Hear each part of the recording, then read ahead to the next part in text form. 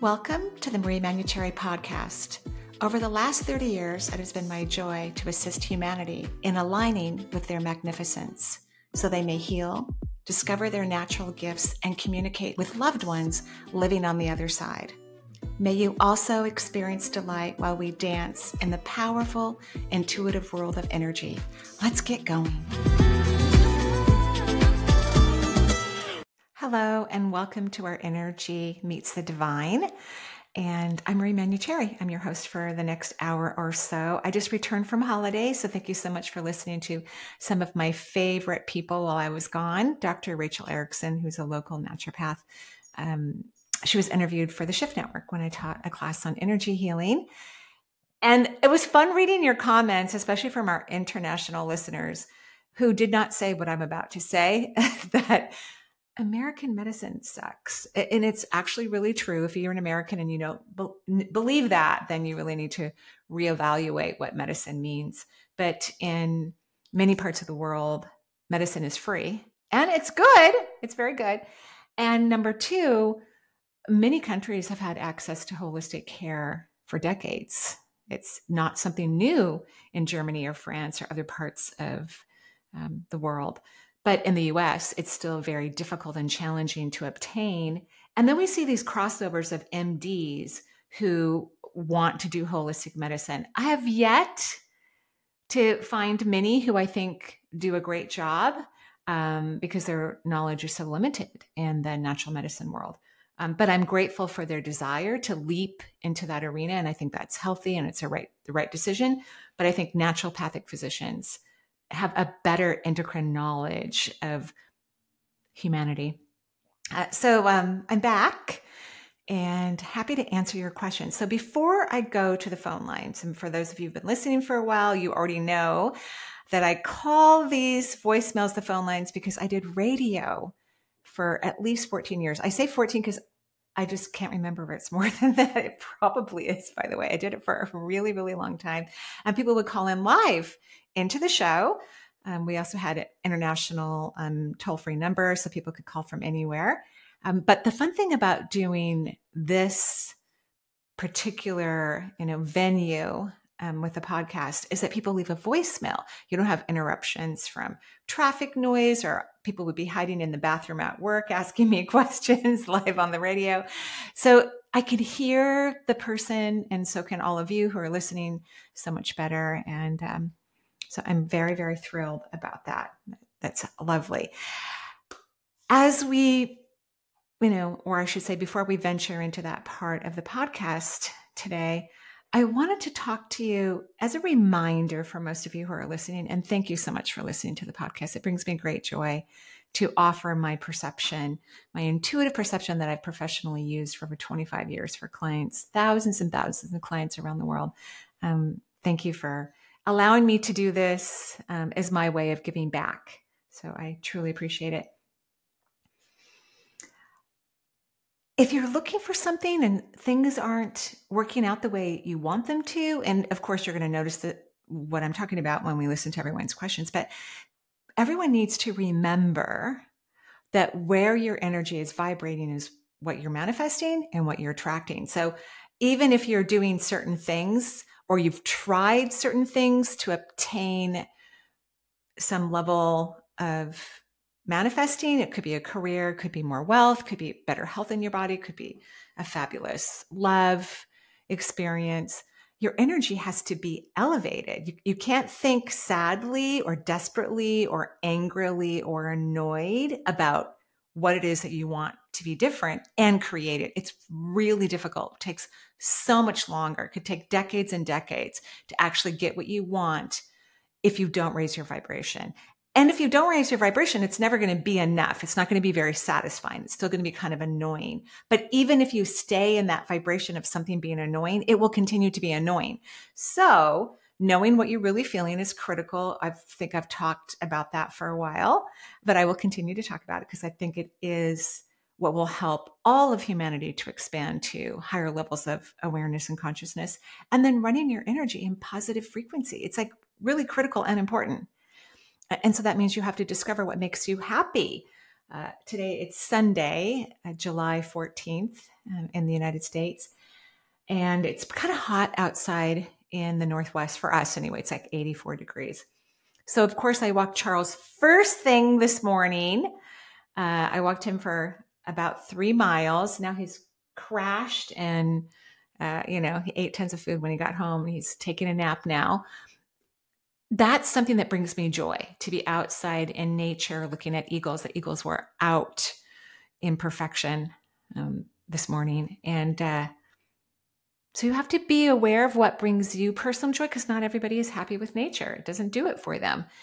But once you know what works for you, what's going to raise your vibration, that's allowing energy, positive, receptive, positive solutions to come into your life. But if you do tasks to heal your body, for example, but you don't raise your frequency about it, it's going to take a long time. You're not going to have fun. It's just not going to happen.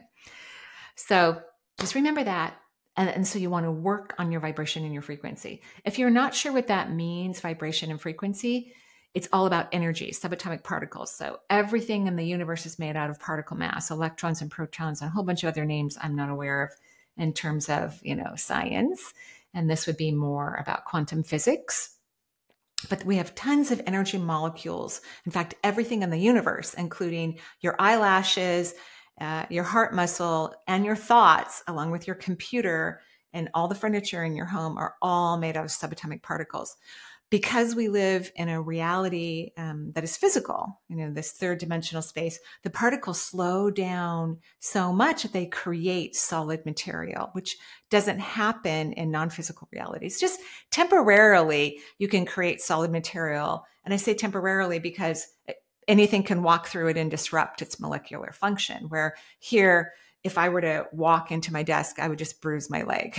It wouldn't disappear. The particles would not part because we're in a denser, slower molecular reality, if you will. This molecular reality that we're all a part of on Earth is based on perception. So as humanity changes the vibration of their subatomic particles, which means that they start to vibrate, that means move their particles in higher frequencies. So frequency is when you hold it, like if you were singing a song and you held the tone or, of the music that you're singing, we would call that a frequency. So when you run your energy elevated or low, but let's just focus on elevated, high vibrational energy, and you hold the vibration, that becomes a frequency. That's where you want to keep your energy multiple times a day. Ultimately, that's where you want to keep your energy.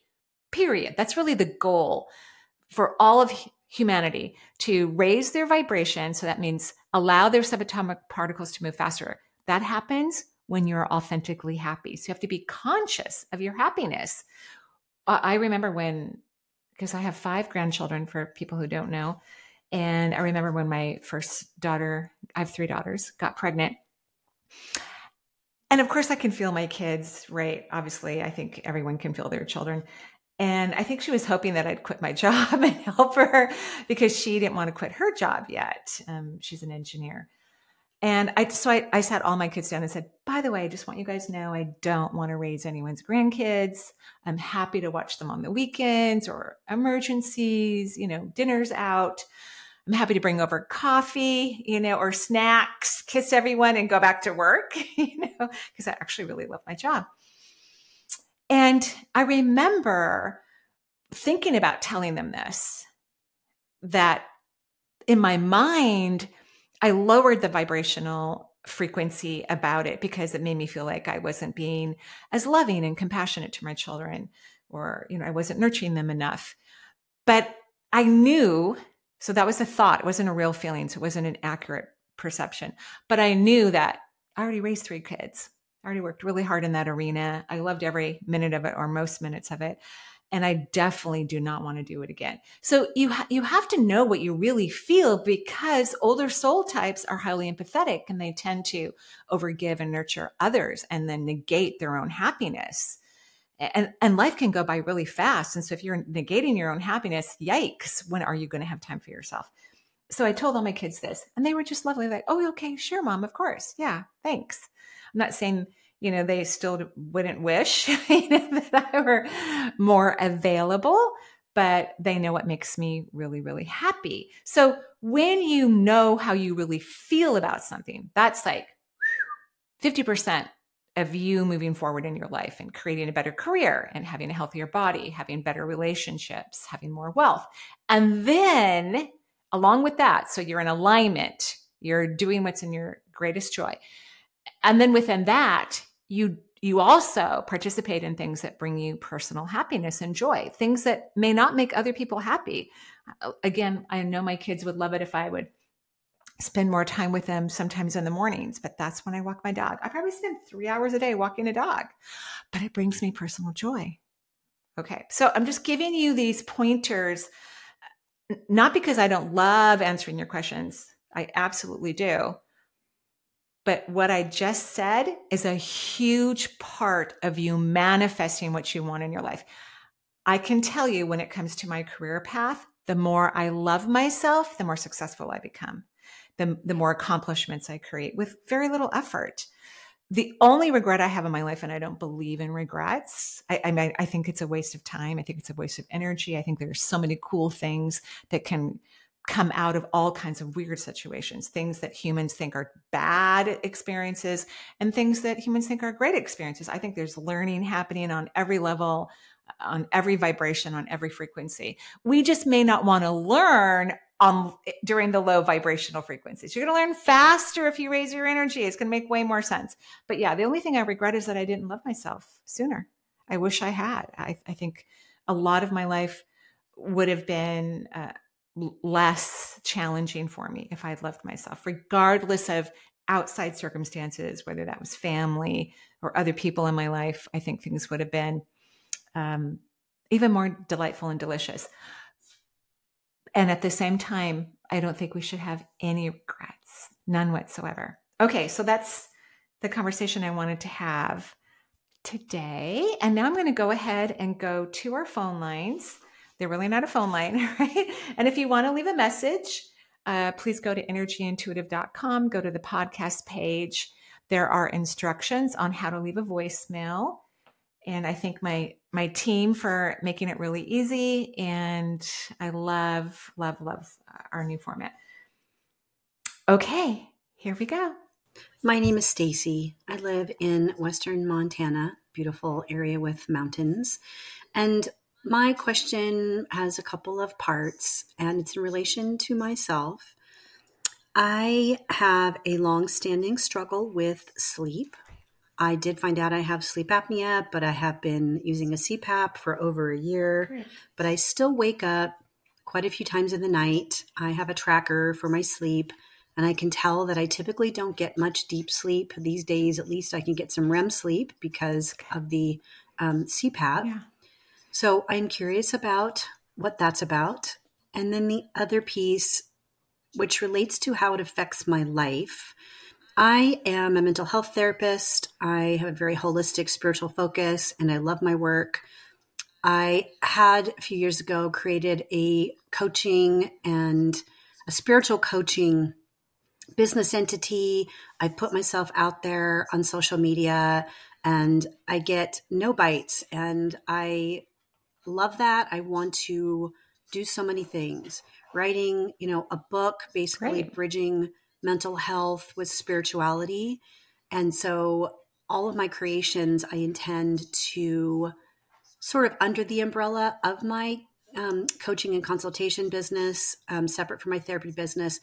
I do enjoy all that I do, but I've just not seen what I might call any success. Putting myself out there, I feel like that hasn't felt safe. I am doing lots and lots of energy work and other levels of healing work and therapy.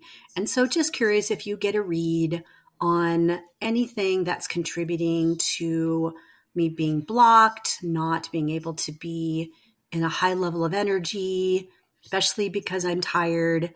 Right. So I can really more deeply connect with my soul purpose, which I believe part of which is to do the healing work that I do really enjoy. So any information or any reads you get on that would be greatly appreciated. Thank you so much for all that you do. You're welcome, Stacy. Okay, so naturopath again, go get all your hormones checked, like DHA, male hormones, obviously the female reproductive organ hormones, and don't get them checked by an MD. Please get them checked by a naturopathic physician.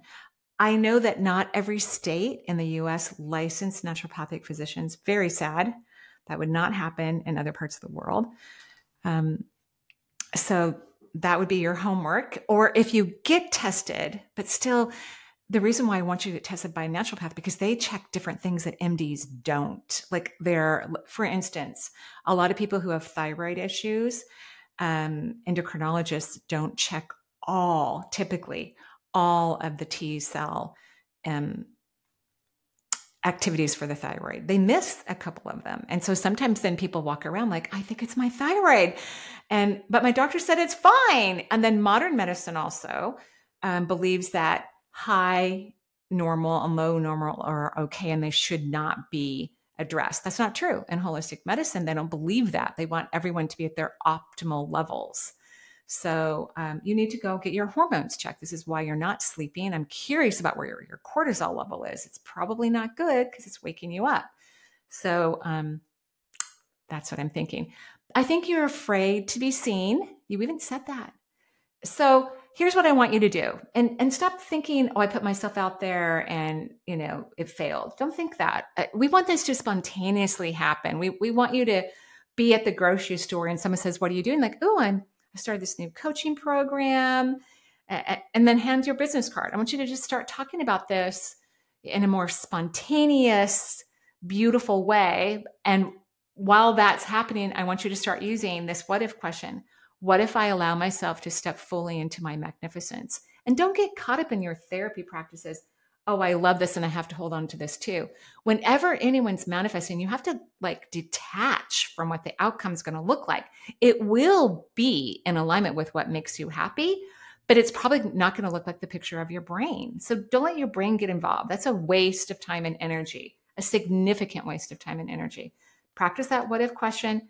Go get your hormones checked if you desire by a naturopathic physician. And then if you decide to take some hormones, and I think you need DEHA actually, because I think your cortisol levels are wackadoo, only compounded.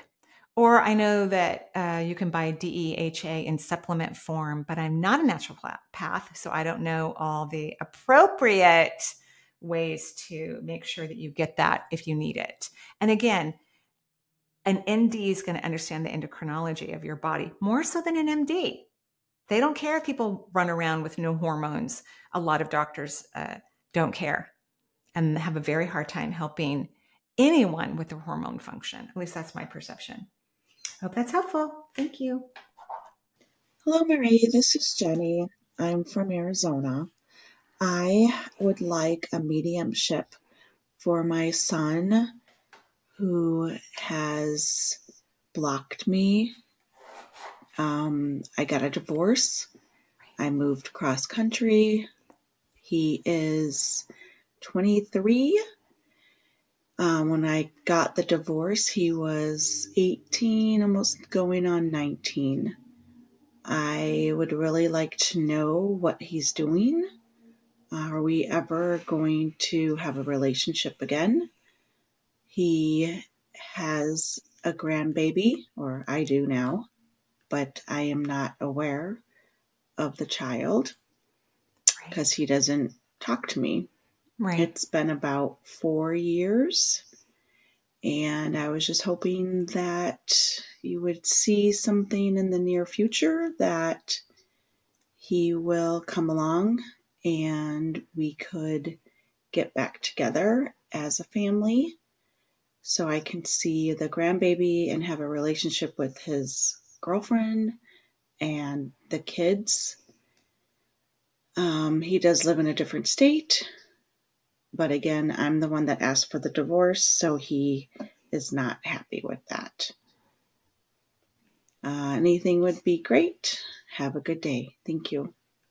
Thanks, Jenny. So what I'm about to share with you is not a mediumship reading. So mediumship is when someone's crossed over, and thankfully your son has not crossed over. So here's the problem. I mean, for frickin' sake, he was 18 when you got divorced. People can get divorced. It's completely up to the individuals.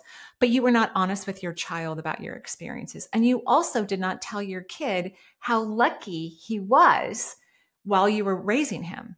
I remember when I got divorced, and divorce is hard, on everyone. I mean, I was extremely happy and thrilled and delighted. And my counselor at the time told me I should smile less because it was probably freaking my kids out because I was so happy. I was just in an uncomfortable marriage. And I had to tell my kids. They were like, I think like 9, 11, and 13. I set them all down and had to tell them, you are lucky you have a wonderful mother. So from that moment on, I actually started to train my children to value and appreciate me because I was an overgiver, a people pleaser. I took care of everything. I did everything for our family. And it made my kids, at least, especially when it came to the divorce, because I'm the one who asked for the divorce, it made them, not like me for a little while. Now, and that's okay, right? Like kids can have their feelings about ending a relationship. But on top of that, as they got older, I told my children the truth about everything that happened. I didn't lie to them. They asked me questions and I told them as they got older. And I think that's another mistake that people do is they try to protect their children when everybody has a side. So your son's father has his side that he has shared very explicitly to your detriment, because this is not a man or a person who's going to say, oh, hey, it's just your mom and I, it just didn't work out, but we love you so much. Because that's what we all need to say to our children, even if we're sharing what happened or our personal experience in it, which kids actually know the truth. Deep down inside, they know the truth because they witnessed it on more than one occasion. That our job as parents, even though we've left a bond, is to remind our children that both of the parents love the children with all their heart, no matter how these parents may even react, because some people don't do well parenting after there's a divorce. So this is the problem. You didn't set healthy boundaries when it came to nurturing your family for yourself. You did not remind your child how wonderful you are and how lucky he is and was to have you. And then his mind was poisoned by someone who was selfish and wanted to hurt you. His father, from my perception anyway. So in order to remedy this, because it's not going to get remedied easily, in my opinion, and I think your son is just living his life and doing adulting things and parenting things. Also, his partner is not supportive of you either. So one of the populations of people that are not easily appreciated or valued are women. It's just a reality in our life. Throughout the world, men are more valued and appreciated over women, typically. So it's not uncommon for women to have misogynistic perceptions too, and to not like other women. It's very weird. It doesn't make any sense, but it's not uncommon. So those are the two things that you have going on. So here's your homework assignment, because I want you to look at this as the universe is trying to teach you something. It's trying to teach you to love and honor and cherish yourself no matter what. And when we start to do that, then other people will have different experiences with us. They're going to relate to us differently. People relate to us based on how we feel and believe about ourselves. So even when I was married, my former spouse treated me based on how I thought unconsciously about what I deserved. So that's the truth of it. So when you change your self-worth and what you believe you deserve, which some people learn through modeling of other relationships they witnessed, like if their parents had really good relationships or their siblings, then people learn from that experience and they make different choices. But you didn't have that modeling, in my opinion. So I want you to start saying out loud and or silently throughout the day. It's probably going to take several months before you notice a big shift, hopefully sooner. What if I easily feel loved, adored, and cherished? I want you to start saying this because we need to have the energy inside you say, I'm worthy and deserving versus, I'm used to people betraying me and I'm used to not feeling loved, because that is what your vibration is telling you. That's a low frequency. So as you start to repeat this curious, positive, what if question, your vibration is going to raise. You're going to start to hold it in this different frequency. And then you're going to attract different experiences into your life, which could be that somebody says something lovely about you to your son and gets him to reevaluate his perception. I'm sorry this is happening, but your soul wants to learn this. You have incarnated many times onto earth and you've been wanting to work on your self-worth and you have avoided it like the plague.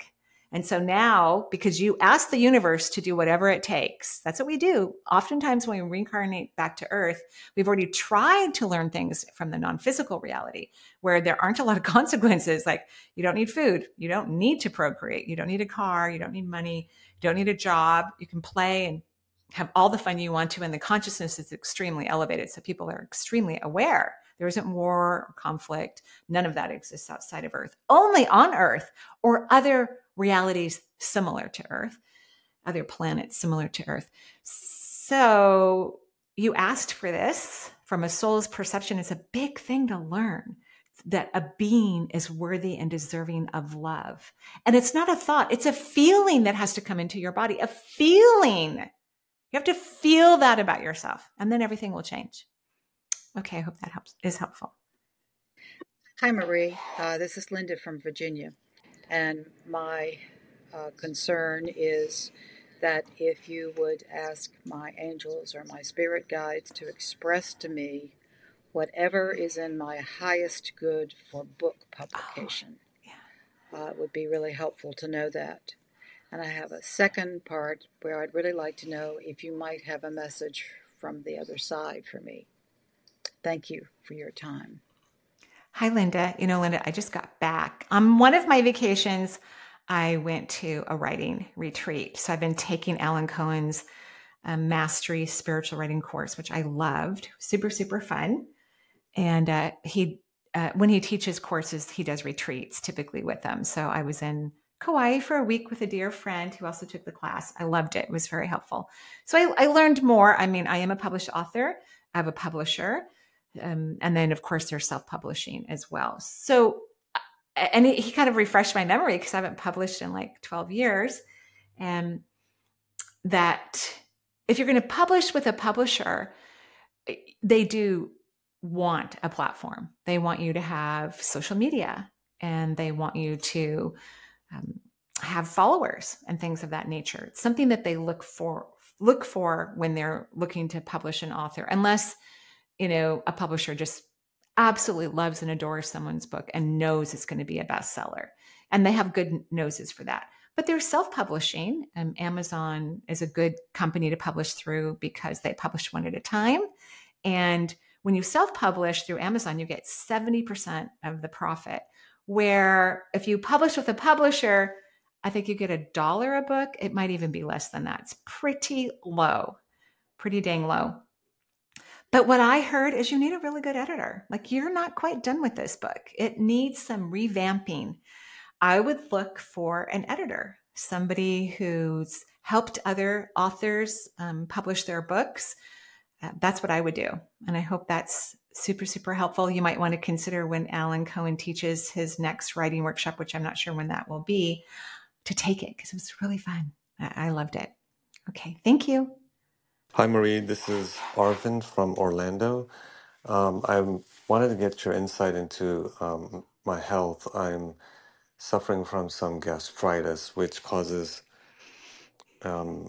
dietary restrictions and just generally quality of life issues. And my situation tends to get worse when I see, when I'm outside, I'm looking out at the sky and I see a whole bunch of crows flying around or vultures in the air. And I know that in the next few days it's going to get some setback in my gastritis issues. So I just wanted to see what you could tell me about that. Thank you very much. Hi, Arvind. I'm sorry for the intestinal issues. Please stay on the restriction diet. You need to do it a little bit longer. It's like your intestinal tract needs rest and needs to grow these beautiful microbes in there.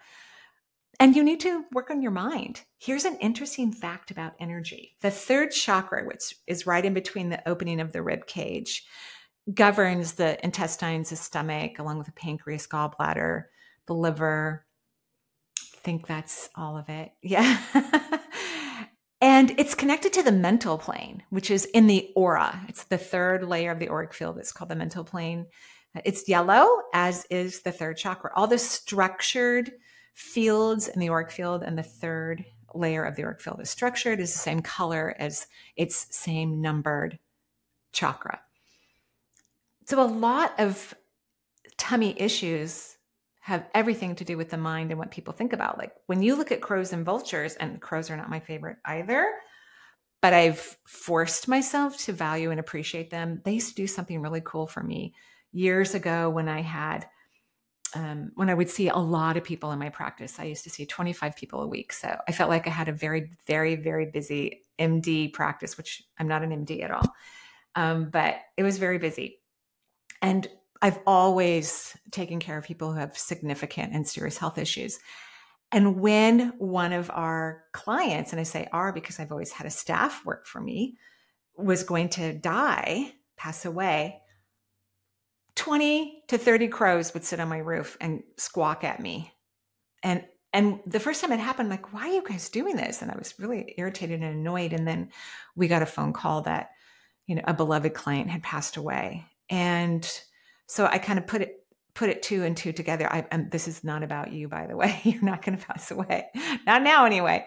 That they were helping me because I'm so busy and I don't remember sessions, and it could be weeks. Now it's years before I can see a client, more than once typically.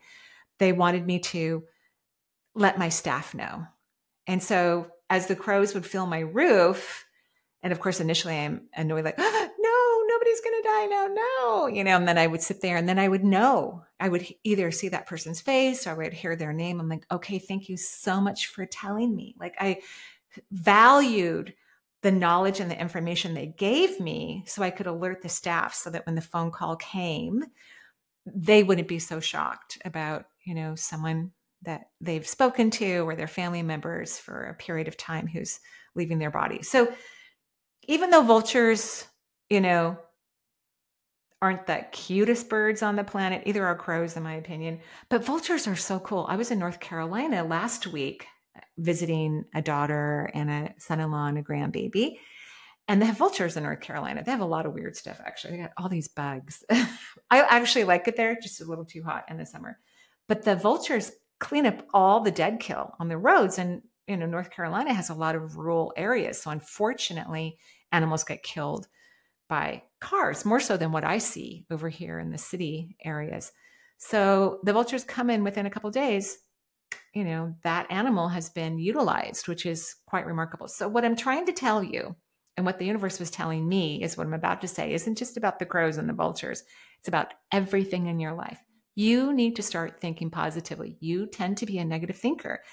And when we are negative thinkers, or whatever it is in our energy concept that we're not using at a high frequency, health issues don't just happen instantaneously. It takes sometimes years, if not decades, to break down some energetic structure in our body that leads us to health issues, or in your case, tummy problems. So that's your homework assignment. Find beauty in everything that exists. And that will positively affect your mental plane and your auric field, which will feed your third chakra, which will nurture your intestinal tract and improve your immune system, because that third chakra also governs the immune system. Okay, hope that's helpful. Thank you. Hi, Marie. It's Michael Green calling. I'm from Canada, and I've messaged you a couple times. I had a heart attack in 2020, and I went through, I guess you would call it a dark night of the soul. I was actually homeless about a year ago, and which was fine. I've been through worse. I pulled out of it. It was no big deal. Anyways, I've been recently having psychic dreams. The recent one, I met Archangel Michael, I believe. I hope I did anyways. And I found him to be a very powerful soul, a few words. Very. I'm also studying herbology and aromatherapy. Uh, I believe I'm meant to heal people. So my questions are, will my studies lead to profitable business? And two, are there any messages from my guides or past family, and whether I did actually meet Archangel Michael? Uh, you are much loved. I love you. I know everybody else loves you. Thank you for your work, and you have a spectacular day. Thank you so much. Thank you, Michael. And we all love you too, as well. Yes, you did get a visit from Archangel Michael. It really was a visitation. So, congratulations. I don't want you to focus so much on, I've got to learn all these things to be successful at something like healing others or helping others. I want you to realize that it's the vibration. Everything comes from frequency. I think the reason why I've been very successful in my work, where I've been able to help a fair amount of people, is because I work on daily, personally and professionally, to run my energy elevated, which allows me to have higher consciousness, more insight, intuition, and to move energy really quickly into those that I touch and for my own life as well. So you need to work on your energy. And when people have high vibrational energy, they get less diseases, they have structures to live in, right? So, and I know you're doing great right now, and I'm very happy for you. You deserve that. But yeah, you're going to have to get happy. You're going to have to figure that out authentically. And true happiness is an emotion. It's not a thought. Like there are times I'm like, ugh, I don't want to walk Charles again. Like, but then I get in the car to drive him, 5 minutes away to one of my favorite places. And even before I park, I'm smiling ear to ear, and then I get out and see a blue heron fly by, and I'm just, and enjoy. So that's your homework. All right. Thank you. Hi Marie, my name's Briar and I'm from South Australia. Thank you for taking the time to answer my questions. So my passion is aged care and nursing. I was an aged care worker for 9 years and I absolutely loved it. However, I have a lot of allergies, so I'm allergic to all of the gloves, the face masks, and then obviously washing hands and hand sanitizers just does not agree with me. So I was sort of forced to walk away from my passion. And now I just feel very lost. I've been working as a mental health support worker in the community for 2 years. It doesn't really bring me a great deal of joy or happiness. I am quite a giving person, so part of me thinks that maybe this has happened because I'm too giving, but I'm hoping that maybe you will be able to shed some light on why the universe has sort of steered me in another direction rather than the direction where my heart lies. And also, if you could just please give me an overall energy reading to help me better work on moving forward spiritually, that would be great. Thank you so much. You're welcome, Bright. I hope I said your name correctly. It's really beautiful. Brythe. So I know it feels like the universe did this to you, and I can relate. I can't even imagine how many alcohol swab packets I've opened, how much my hands have been in latex, because they don't use latex anymore in the United States in most clinics or hospitals, but they did when I was a nurse.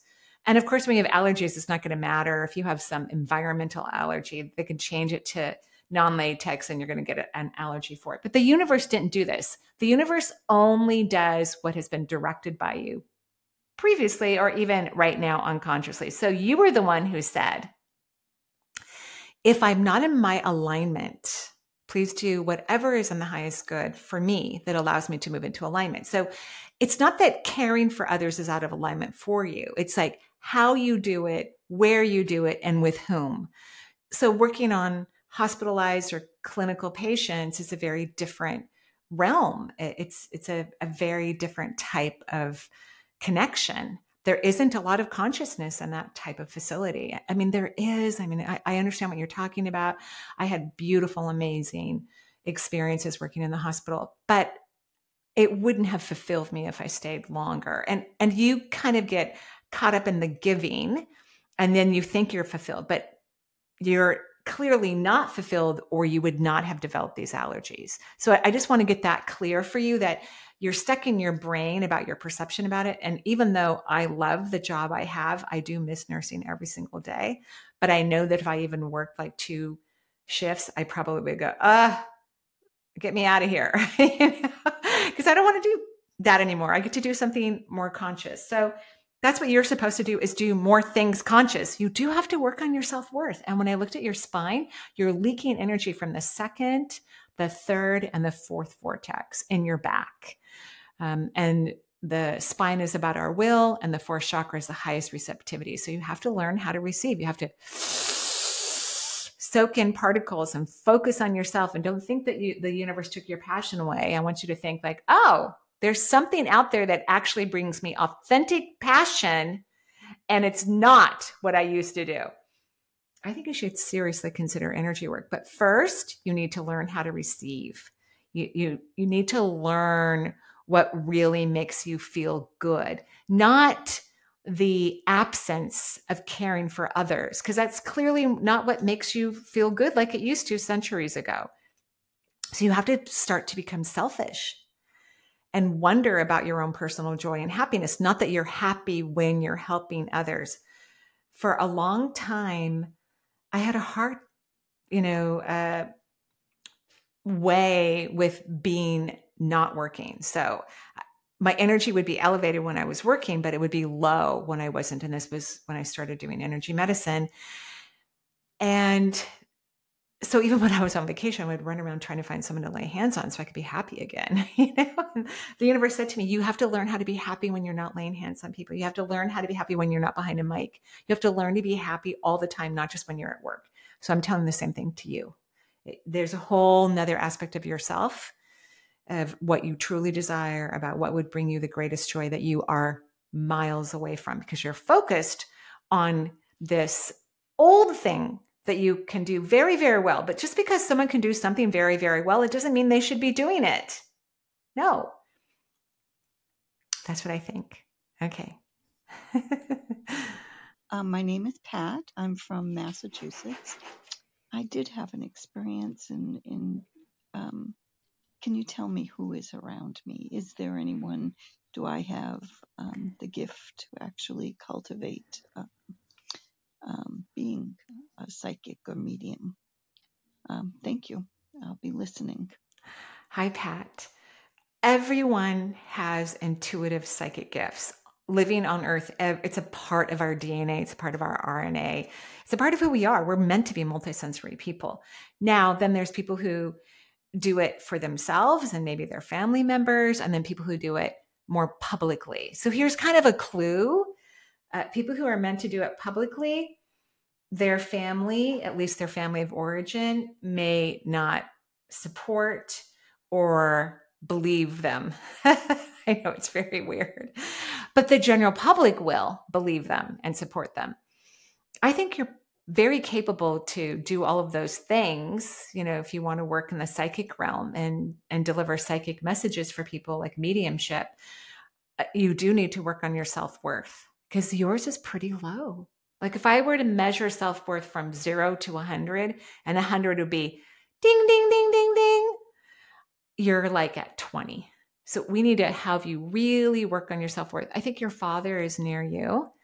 And he's excited for you to have multisensory experiences. He doesn't care if you make it professional or not, but he definitely wants you to have multisensory experiences.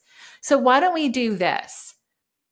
Work on your vibration and your energy. You will have a knowingness in a very short period of time about what's next, which path to take, and a whole bunch of other things. When people raise their vibration, they start to see, hear, and feel all kinds of stuff for them. And if they work in the multisensory world, for others. So you have to raise your vibration. I hope that answers your question, Pat. Keep me posted. Okay. Hi, Marie. My name is Emma. I'm from England. I have 2 questions, really. My first question is, if a loved one on this side, on Earth, decides to end their own life, are they still welcomed by family members and loved ones on the other side? And do do their soul, their spirit go to the same place as people who, pass naturally? And my second question is, if a loved one or a family member has like a terminal illness, do they choose that they've had enough and they want to leave the earth, this place, and go on to the next higher realm? Or is it left to, the spirit guides, to decide when that person's had enough and they leave and join them? Yeah, I'm just curious. Thank you for all you do, and I enjoy watching your podcast, listening to your question and answer. Thank you. Thank you, Emma. I love your question. So first, every form of death is considered suicide. So it doesn't matter if someone inflicts bodily harm on them that causes their death. That is not considered different than any other death that happens on earth. Seriously. So, a lot of our religious texts, which have been translated mostly by one gender of people for hundreds and hundreds and hundreds of years, isn't accurate. Most religious texts are not accurate documents and have not been since the time they were originally written. And that's a truth from the heavens. So spirits do not make decisions for us about when we leave, and they don't consider it, I've had enough. They don't think that way at all. And most of these decisions, because humans are terrified about death, they don't talk about it, they don't participate in it in a positive way. It's very annoying, I think. That souls are thinking, yay, I'm ready to go to my next adventure. They're not like, I've had enough, I'm getting out of here. But yes, even when people die of terminal illness, it's actually a chosen death. Every soul chooses how they want to die. They have 5 exits, potential exits. One that they originally chose and said, hey, I hope I make it to this one, which could have been the day after they were born or when they were 20 or 80. Chronological age doesn't matter to souls, which you and I and everyone else is a soul. And when someone who's dies from self-affliction crosses over, yes, they go to where everybody goes. Again, it's considered a normal or natural way of passing. So think about it this way. Disease is considered a suicide. Getting hit by a car and dying is considered a suicide. Souls are just choosing their own exit. And spirit guides do not make those decisions. It's a very powerful, important choice that a soul makes about when they enter a physical reality and when they exit. I hope that's helpful. Thank you so much for listening and for allowing me to answer your questions. Have a beautiful day. Bye-bye.